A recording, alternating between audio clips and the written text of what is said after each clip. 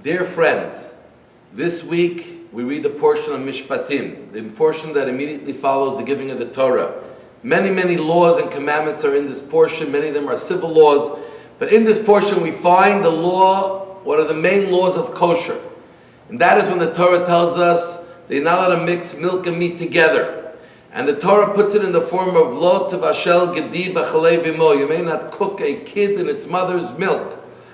And the Torah says these exact words 3 times in 3 different places. And from here our rabbis tell us what the Torah is telling us, that not only you're not allowed to eat something that's milk and meat cooked together, but you're not allowed to even cook it for someone else, and you're not allowed to even benefit from it if someone else cooked it, or sell it for some money, even give it to your dogs or your animals. Milk and meat cannot happen as a mixture in your home in any form, in any way. And milk and meat is something that's a very important part of Jewish laws of kosher. Besides that the animals have certain symbols and signs to be kosher, even kosher milk and kosher meat cannot be mixed together. And I once saw in a book, after Daniel Pearl was killed by the terrorists in Pakistan, and then his father, in his memory, made a book called I Am Jewish, went to many celebrities and many well-known Jewish figures who were not necessarily religious, but he asked, what does it mean, I am Jewish?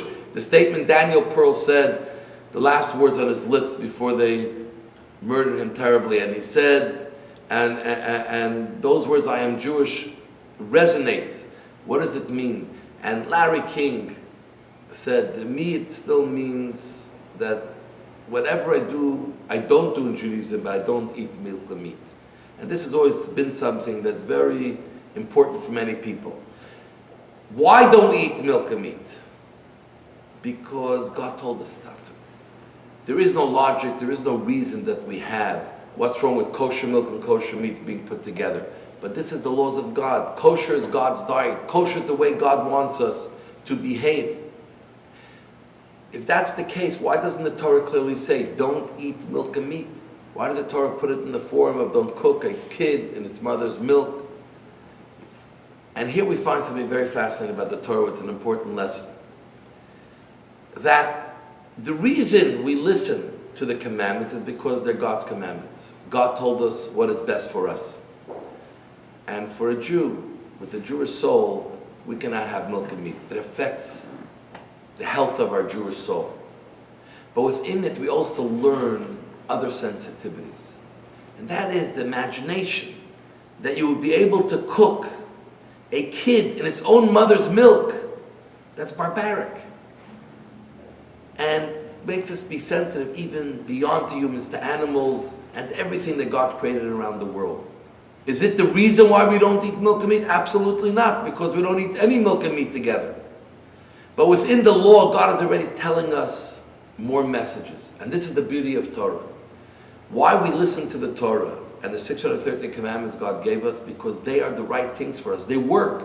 They help us operate at full capacity. Today we want to work at full capacity, full energy. This is what God's laws help us. But at the same time, within there are many messages of values, of ethics, that we have to try to incorporate and be mindful of in our own lives as well. And kosher is one of those things that transform people who do it. It brings a sensitivity to many more intangible things in our life, especially spirituality and God and faith. And I encourage you all that do a little bit more for kosher. Be kosher at home. Be kosher when you go out. Be kosher on Shabbat. Take some level of kosher in your life. Disregard of food that you ate until now that's not kosher. Stop eating it.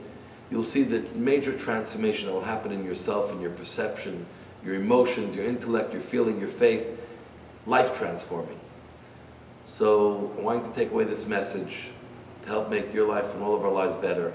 I want to wish you a Shabbat Shalom. Candlelight time in Montreal is 4:54. May God bless you all. I love you all. And may you have only blessings and good things in your life.